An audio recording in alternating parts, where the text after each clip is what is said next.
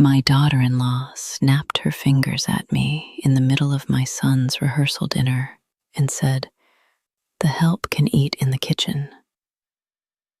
The room went quiet for half a second. Then people looked down at their plates like the mashed potatoes had suddenly become fascinating. I was standing beside the long oak table with a pitcher of iced tea in my hand, wearing the blue apron I had used for 20 years of family holidays. My name is Margaret Hale. I am 64 years old, and I had spent most of my life making sure my son never felt poor, hungry, or unwanted. That night, his fiancée, Vanessa, looked me up and down like I was a stain on the tablecloth. "Did you hear me?" she asked. "Guests are waiting." My son, Andrew, did not say a word. That hurt more than the insult. I set the pitcher down carefully. I could feel my hands shaking, so I folded them in front of me and smiled, the way women my age learn to smile when the room is full of people who would rather watch you bleed quietly. "Of course," I said. Vanessa leaned toward her bridesmaids and whispered loudly, "See, she knows her place." I walked back into the kitchen, but I did not cry. I had cried enough in that house. I had cried when Andrew's father died and left us with hospital bills. I had cried when the bank sent letters I could not understand. I had cried in the laundry room when I worked double shifts and still had to sew patches inside Andrew's school jacket so no one would see the holes. But I did not cry at my son's rehearsal dinner, because on the small table beside the front door, there was a blue folder with my name on it. Vanessa had planned the dinner at Rosebridge Hall, a restored country house outside of Columbus. She told everyone it was her dream venue. She had posted photos of the staircase, the garden, the old glass sunroom, and the little guest cottage behind the kitchen. What she never bothered to ask was how Andrew had gotten such a generous family discount. The truth was simple. Rosebridge Hall was mine. Not Andrew's, not Vanessa's. Mine. I bought it 12 years earlier with my sister Ruth, after the original owners failed to keep it open.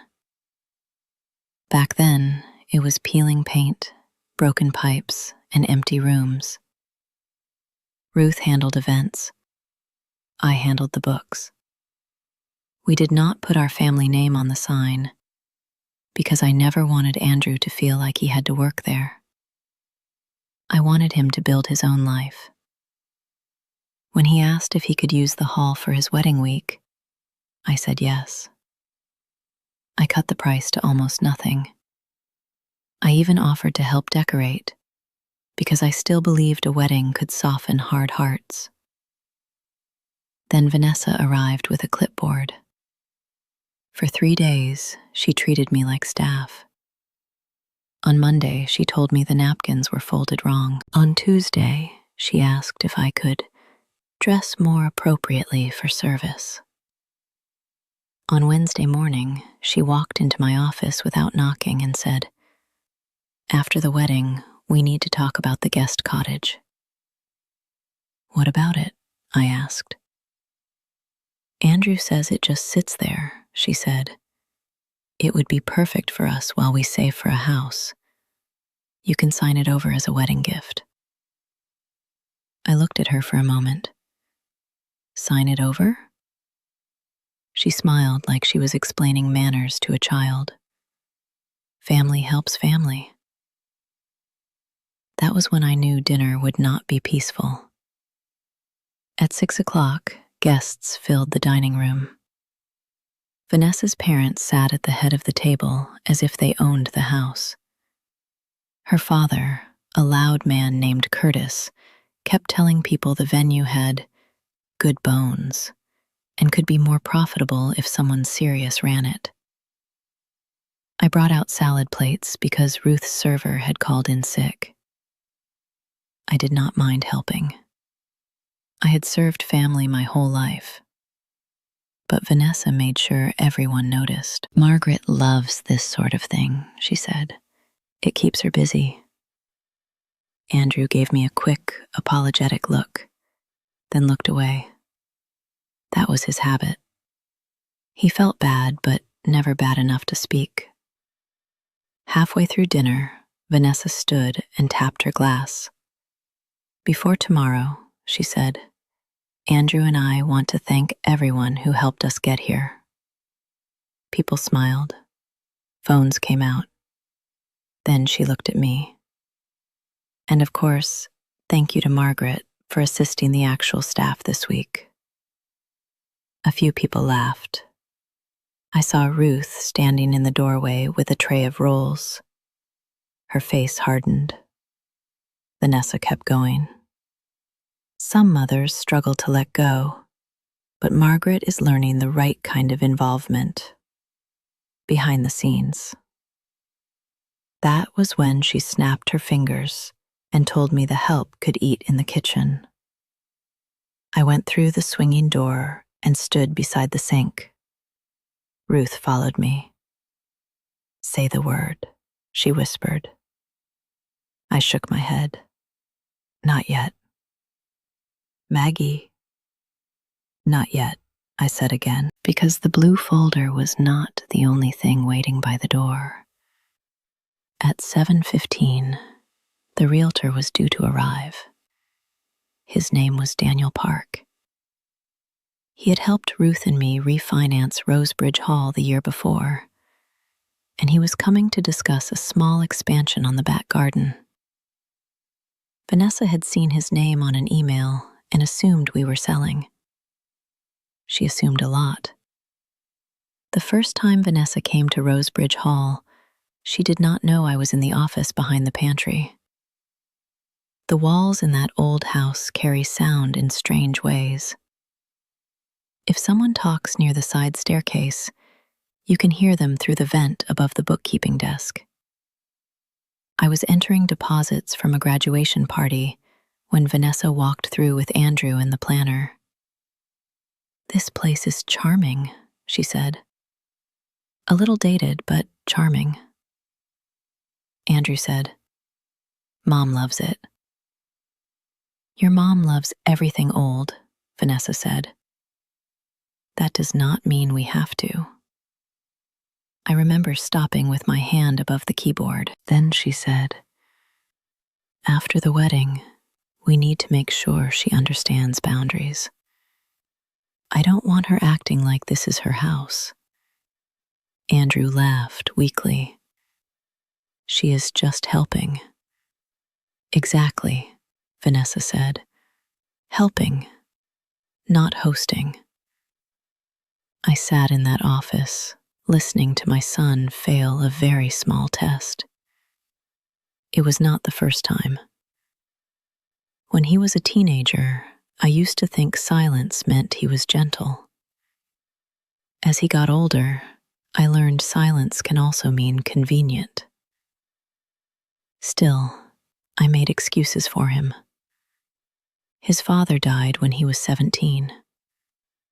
He learned too early that conflict could break a house. I told myself he avoided hard conversations because he was scared, not because he was selfish. That is what mothers do. We keep translating cowardice into pain until the translation stops making sense. On Tuesday, Vanessa brought her mother, Laurel, to inspect the guest cottage. I was trimming roses near the path when they walked past. This would make a perfect starter home, Laurel said. I know, Vanessa answered. Andrew says his mother is sentimental, but sentiment does not pay taxes. Laurel laughed. Old women like to feel included. Let her help with flowers and she will think she contributed. I stayed behind the rose hedge with dirt under my nails and listened to two women plan a life inside a cottage they did not own. That afternoon, Vanessa handed me a printed schedule. It had my name at the bottom under the heading, Supplemental Support. Margaret, table linens, beverage service, family holding room cleanup. I stared at the page. Is there a problem? She asked. You put me on the staff list. It is not a staff list. It is a support list. Vanessa, I am Andrew's mother. She smiled. Then support him. I wanted to tell her then. I wanted to walk her into my office, open the drawer, show her the framed closing photo of Ruth and me standing on the front steps with paint on our jeans. I wanted to show her the first property tax bill I paid, with hands that were still shaking from signing the loan. I wanted to say, everything you are trying to take was built by women you think are easy. But Ruth had told me something years earlier when we bought Rosebridge. Never interrupt people while they are introducing themselves. So I let Vanessa introduce herself. By Wednesday, the staff had noticed. Marie, our kitchen lead, pulled me aside while she was slicing lemons.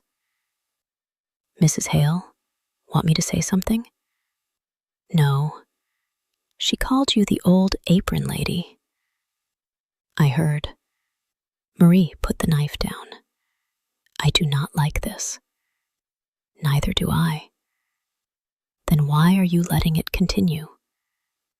I looked through the small, round window in the kitchen door. Vanessa was in the dining room, moving place cards around, like she was arranging people by value. Because if I speak now, she will turn it into a misunderstanding, I said. If I wait, she will turn it into evidence. Marie nodded slowly. You have that look. What look?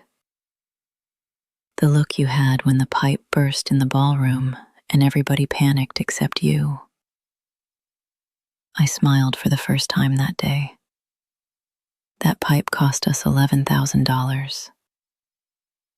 And you still made the wedding happen. That was the part Vanessa did not understand. Serving people had never made me weak. Serving taught me how to notice everything. Who was kind when they did not have to be? Who returned a plate with a thank you? Who looked at workers like furniture?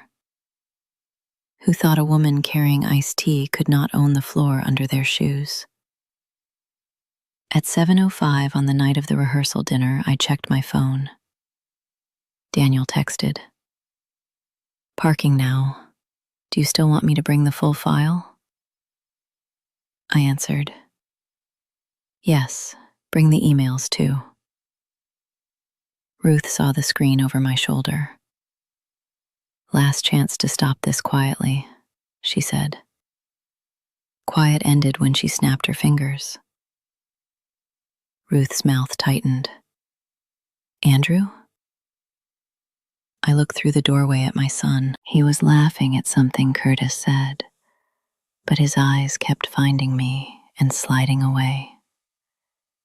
Andrew gets the truth tonight too, I said, whether he wants it or not. At 7:18, the front bell rang. I wiped my hands on the apron and walked back into the dining room. Vanessa frowned. Where are you going? To answer the door. Can someone else do it? We need dessert. Before I could respond, Daniel stepped into the room, holding his leather portfolio. Good evening, he said. Sorry to interrupt. I am looking for Margaret Hale. Vanessa blinked. Why? Daniel looked at her politely. Because she owns the property. You could hear the ice shift in every glass. Vanessa laughed once. No, she works here. Daniel glanced at my apron, then back at her. Mrs. Hale owns Rosebridge Hall through Hale and Mercer Properties. She and her sister are the managing partners. Curtis pushed his chair back. That can't be right. Ruth stepped in behind him. It is very right. Andrew stared at me like he had never seen me before. Mom, he said. I walked to the front table, picked up the blue folder, and placed it beside Vanessa's untouched dessert. You wanted to talk about the guest cottage, I said. So let's talk. Vanessa's face went pale. Inside the folder were the deed, the operating agreement, the event contract, and 3 printed emails she had sent to the wedding planner. In one email, she wrote, "After the wedding, we will pressure Andrew's mother to transfer the cottage. She is lonely and easy to manage." I had not gone looking for it. The planner forwarded the chain by mistake. Daniel opened the folder and removed the contract. The wedding use agreement, he said, allows Mrs. Hale to revoke access if guests or organizers harass property staff, damage the venue, or attempt fraudulent transfer of assets. Vanessa stood too fast, knocking her chair against the wall. This is insane, she said. Andrew, tell her. Andrew looked from her to me. His mouth opened, but nothing came out. That silence finally told me what I needed to know. I turned to Daniel. Cancel the cottage access. The wedding party can use the main hall tomorrow, but the private family rooms are closed. Vanessa gasped. You can't do that. I can. Curtis pointed at me. You are ruining your son's wedding. I looked at my son. No, I am refusing to be robbed at it. For the first time that night, Andrew stood. Mom, I didn't know about the emails. But you knew about the way she spoke to me. His face changed. He looked older suddenly. Yes, he whispered. Vanessa grabbed his sleeve. Do not start. He pulled his arm back.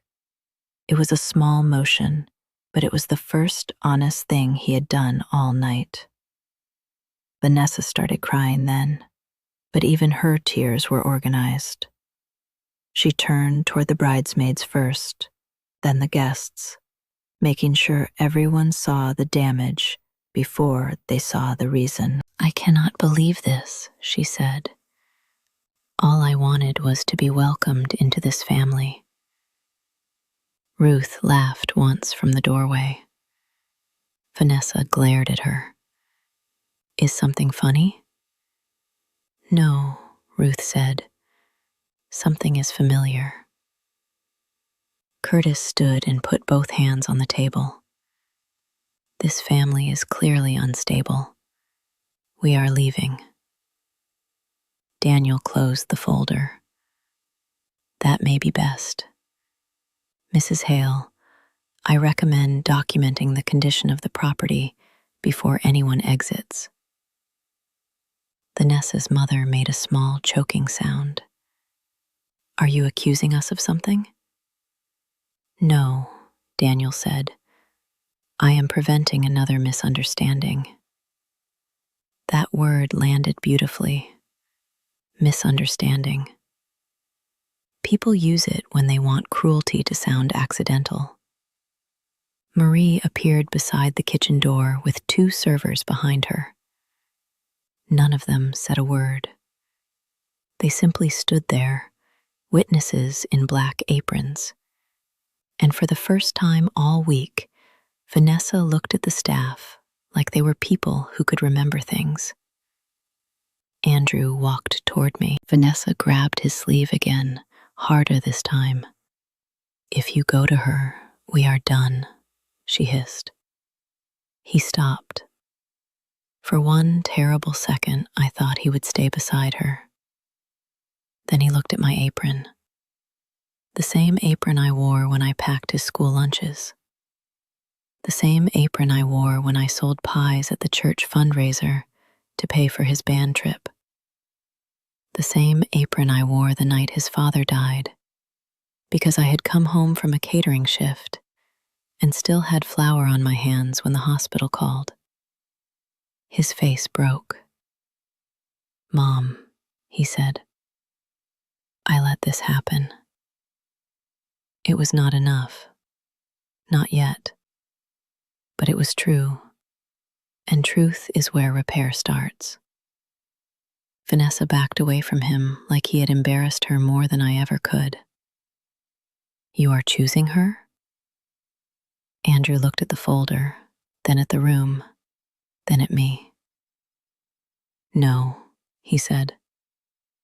"I am finally not making her stand alone." That was when Curtis threw his napkin on the plate and said, "We will sue." Daniel handed him a business card. "Please have your attorney contact me directly.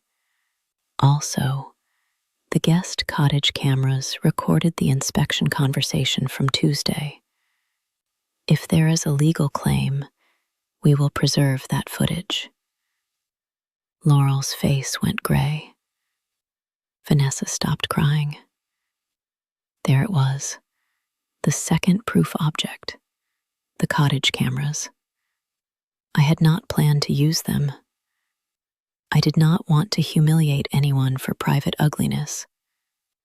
But Vanessa had tried to turn my silence into consent, and I was done giving dishonest people privacy they would never give me. The next morning, the wedding did not happen at Rosebridge Hall. Vanessa's parents moved everything to a hotel conference room across town. I heard later that half the guests did not show. Andrew came to see me 2 days later, not to defend her, not to explain, but to apologize. He arrived wearing jeans and the gray sweater I gave him 3 Christmases earlier. He looked exhausted. "I called it off," he said before I even opened the screen door all the way. I nodded. He waited for me to hug him. I did not. That was new for both of us. We sat in the sunroom where Ruth and I used to stack broken chair parts during the renovation. Andrew looked around like he was seeing the place for the first time. "Why didn't you tell me you owned it? You knew I worked here." "That is not the same." "No," I said, "it is not. But you did not respect the first one, so I was not eager to offer the second." He flinched. "Good. Some words are supposed to sting if they are true."